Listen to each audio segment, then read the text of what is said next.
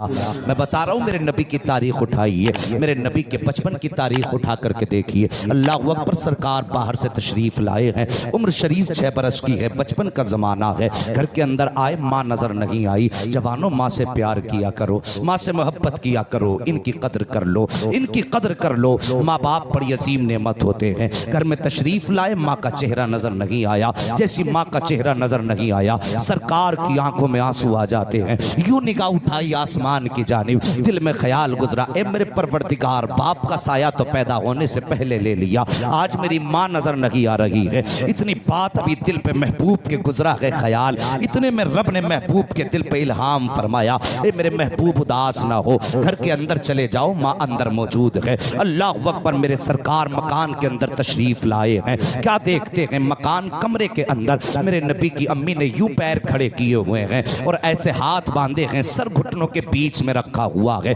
आक़ा करीम तशरीफ लाए, जैसे अंदर आए हैं, माँ आहिस्ता आहिस्ता हिचकी भर के आंसू बहा रही थी। अल्लाह अकबर, मेरे नबी ने माँ को रोते हुए देखा, आए और माँ के गले में यूं हाथ डाले हैं, अपने घुटने मुस्तफ़ा ने जमीन पे रखे हैं और रखने के बाद इरशाद फरमाते हैं, माँ रो रही हो। इतना कहना था, तुमने भी देखा होगा जब कोई छुप के रोया करता है और उसके पीछे से कोई हाथ रख दे और कह दे क्यों रो रहे हो, तो अब उसको लगता है कोई तसल्ली देने वाला आ गया है। फिर ज़ब्त के बंधन टूट जाते हैं, फिर वो चीख मार के रोना शुरू कर देता है। जैसे मेरे नबी ने कहा था, माँ रो रही हो, इतना सुनना था, माँ के ज़ब्त के बंधन टूट जाते हैं। जो दर्द हिचकियों में था आहों में बदल जाता है, जो दर्द सर्द आह में था फिर वो चीखों में बदल जाता है। मेरे नबी ने अपनी माँ को सीने से लगाया। अब आलम यह था मेरे सरकार का, माँ को रोते हुए मेरे सरकार ने देखा है। आक़ा करीम अपने लबों को लेकर के गए और जाने के बाद मेरे सरकार ने अपने होठ माँ के होठ पे रख दिए हैं और गले में हाथ पड़ा है। अब सरकार भी माँ के साथ आंसू बहा रहे हैं, सरकार इस दर्द के साथ रोए हैं। क्या करीम के आंसू माँ के रुखसार पे गिर रहे हैं और माँ के आंसू सरकार के रुखसार पे गिरते जा रहे हैं। अल्लाह अकबर, तवज्जो करना प्यारे, सरकार जब इस दर्द के साथ रोए हैं, आक़ा करीम के आंसू गिरे हैं, माँ ने बेटे के सर पे हाथ रख के कहा, रख्ते जिगर तुम क्यों रो रहे हो। मेरे नबी ने कहा था, माँ बता तो सही रोने की वजह क्या है। उसके बाद आका ने अगला जुमला इरशाद फरमाया था, ए माँ इसलिए रो रही हो कि खुदा ने तुम्हारे बेटे को यतीम बनाया है, या इसलिए रो रही हो कि तुम्हारा बेटा कमजोर है, या इसलिए रो रही हो कि तुम्हारा बेटा छोटा है। आका करीम फरमाते हैं, ए माँ अगर ये सोच करके रो रही हो कि तुम्हारा बेटा कमजोर है तो आप इशारा फरमाइए, अगर आप कहेंगी तो आपका बेटा आसमान से चांद सितारों को तोड़ करके कदमों में लाके डाल देगा। जैसी इतनी बात सुनी है, माँ ने लख्ते जिगर को सीने से लगाया, नूरी नजर को प्यार किया, इरशाद फरमाती है, बेटे मैं इस वजह से नहीं रो रही हूँ कि तुम खुदा ने तुझे कमजोर बनाया है, बल्कि आज मुझे तेरे गुजरे हुए बाप अब्दुल्ला की याद आ गई है। इतना सुनना था। मेरे नबी फरमाते हैं, माँ चाहती क्या हो। सैयदा आमिना कहती है, ए मेरे लख्ते जिगर, मेरा दिल चाहता है काश मैं तुझे लेकर के तेरे बाप अब्दुल्ला के मजार पे जाऊं और जाने के बाद उन्हें सलाम करूं और सलाम करने के बाद उनसे कहूंगी, अब्दुल्ला तुम तनहा छोड़ के आए थे, लेकिन देखो आज आमिना तनहा नहीं आई है, बल्कि तुम्हारे चमन का सबसे प्यारा फूल मोहम्मद अपने हाथ में लेकर के आ गई है। अल्लाह अकबर, मेरे नबी ने इतना सुना है, माँ की गोद से उठे हैं, सीधे दादा की गोद में जाके बैठ जाते हैं। कभी दादा की दाढ़ी चूम रहे हैं, कभी माथा चूम रहे हैं, कभी लबो रुखसार चूम रहे हैं। दादा ने कहा था, बेटे बता तो सही रोने की वजह क्या है, आंसू क्यों बहा रहे हो। जैसी इतनी बात कही है, मेरे सरकार फरमाते हैं, दादा हम आपसे कुछ मांगना चाहते हैं। मेरे आका करीम फरमाते हैं, दादा हम आपसे कुछ मांगना चाहते हैं। सरकार फरमाते हैं, बेटे मांगो, क्या मांगना चाहते हो। सब मेरे सरकार ने फरमाया था, दादा हम ये चाहते हैं अगर आप इजाजत दें तो हम अपने ननिहाल में घूमने के लिए चले जाएं। याद रखिए, तवज्जो है आपकी मेरी तरफ। बहुत अच्छा बयान चला, बहुत बेहतरीन। अगर ये बंद भी हो जाएगा इंशाअल्लाह तो टाइम तो ऐसे भी हो जाएगा पूरा।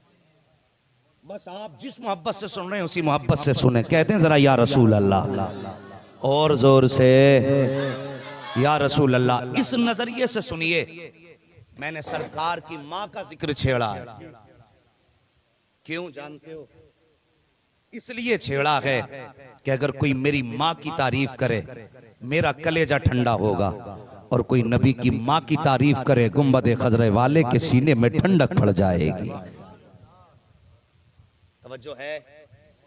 हाँ बोलो जरा सुभान अल्लाह। बस गौर फरमाइए, मेरे सरकार दादा जान से जाके कहते हैं, दादा हम मदीना जाना चाहते हैं।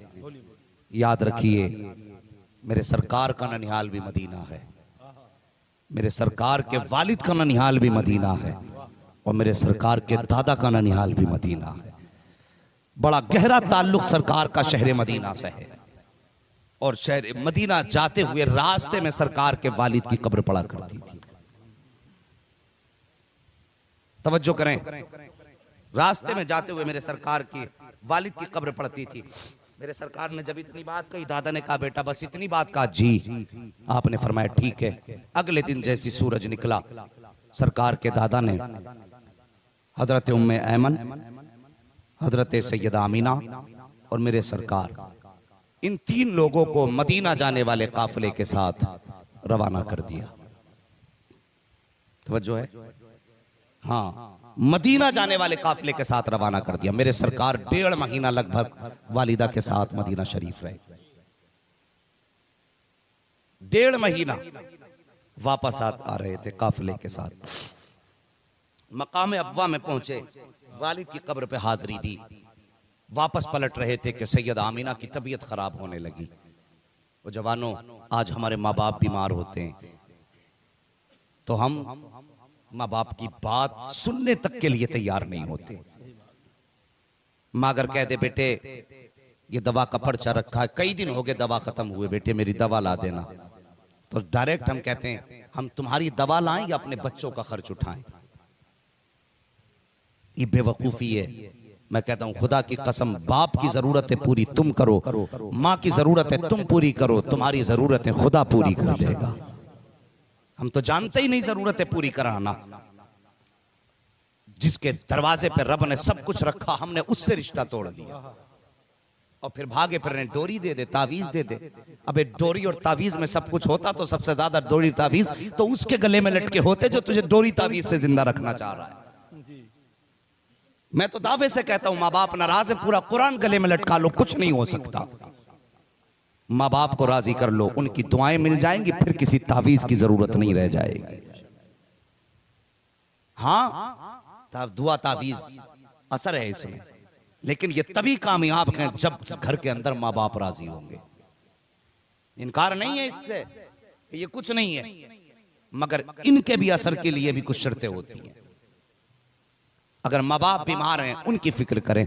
मेरे नबी की वालिदा की तबीयत खराब हुई, रास्ते में काफिले के साथ आ रहे हैं, तबीयत इतनी बिगड़ने लगी। जब तबीयत बिगड़ी तो हजरत हलीमा हजरत सैयदा आमीना कहती हैं, उम्मे ऐमन कहा जी सैयदा, का अब मुझसे सवारी पे बैठा नहीं जाता, कहना क्या चाहती हो? का काफिले से कह दो जरा ठहर जाए, कुछ देर आराम कर लें, जब तबीयत सही हो जाएगी फिर हम चलेंगे। काफिला ठहर गया। दोपहर का वक्त था। सरकार माँ के सर को गोद में लेकर के बैठे हैं। अल्लाह अकबर। वक्त गुजरता गया, शाम का वक्त करीब आने लगा। बजाय इसके कि तबीयत सुधरती, तबीयत बिगड़ती गई। तबीयत जब बिगड़ती गई, शाम का वक्त होने लगा, तब काफिले वालों ने कहा था, ए उम्मे ऐमन, सैयदा से पता करो, अगर ये साथ चलें तो हम ठहरते हैं, और अगर ये साथ ना जाएं तो फिर हमें जाने की इजाजत दे दो, ताकि हम अपने वक्त से अपना सफर कर सकें। जैसी काफिले ने इतनी जाने की बात कही है, आवाज मेरे नबी के कानों से टकराई है। जरा सोचो तो सही, चारों तरफ जंगल है, दूर दूर तक किसी तबीब का पता नहीं है, एक 6 साल का बच्चा है, एक खातून उम्मे ऐमन है, और काफिला है कि जाने की बात कर रहा है, सूरज है कि छुपने लगा है, काफिला अपने सफर की तैयारियों में है। मेरे नबी ने माँ का चेहरा देखा, आंख में आंसू आ गए। माँ ने कहा, बेटे इन्हें जाने की इजाजत दे दो। जब काफिले को जाने की इजाजत मिली, काफिला जाने लगा। अल्लाह अकबर। 6 साल की उम्र मेरे सरकार की है। एक निगाह जाते हुए काफिले पे डाल रहे हैं, दूसरी निगाह छुपते हुए सूरज पे डाल रहे हैं, और माँ के सर को गोद में रख के मेरे नबी बैठे हुए हैं। जब तबीयत खराब होना शुरू हुई है, मेरे नबी माँ के बालों में हाथ डाल रहे हैं। फरिश्तों ने कहा था, या अल्लाह इजाजत दे दे, हम तेरे महबूब की माँ की खिदमत के लिए चले जाएं। पुराने जन्नत ने कहा था, रब इजाजत दे दे। रब ने फरमाया था, नहीं, मेरे महबूब का मामला है। अल्लाह अकबर। अब मंजर जरा मुलाहिजा कीजिए, काफिला चला जाता है, तबीयत बिगड़ने लग जाती है। अचानक हजरत हलीम, हजरत सैयदा आमीना अपनी आंखों को खोलती है और खोलने के बाद हजरत उम्मे ऐमन की तरफ देखती है और देखने के बाद इशारा करके बुलाया, कहा उम्मे ऐमन जरा करीब आ जाओ। हजरत उम्मे ऐमन करीब आई है। नबी की वालिदा ने अपने शहजादे का हाथ पकड़ा है और पकड़ने के बाद हजरत उम्मे ऐमन के हाथ में दे के कहा था, उम्मे ऐमन अब मैं दुनिया से जा रही हूँ, आज के बाद मेरे बेटे की जिम्मेदारी तेरे हवाले है। याद रखना, जिन बच्चों की माएँ बचपन में चली जाती हैं वो बच्चे दीवार से लग के रोया करते हैं। याद रखना, आज के बाद मेरा मोहम्मद दीवार से लग के न रोने पाए। अगर ये दीवार से लग के रोएगा तो आमीना की रूह तड़प जाएगी। इतना कहने के बाद आपने अपने शहजादे का हाथ उम्मे ऐमन के हाथ में दिया है और खुद आंसू बहा रही है। जैसी कुछ देर गुजरी है, हजरत सैयदा आमीना ने यूं बाजू फैलाए हैं और फैलाने के बाद अपने बेटे की तरफ देखा और देखने के बाद फरमाया था, ए मेरे शहजादे मोहम्मद, आज से पहले तूने हजरत हलीमा सादिया से लोरियां सुनी है, उनकी बेटी सीमा से लोरियां सुनी है, उससे पहले तुमने सौबिया से लोरियां सुनी है। आज आखिरी बार अपनी माँ सैयदा आमीना से लोरियां सुन लो।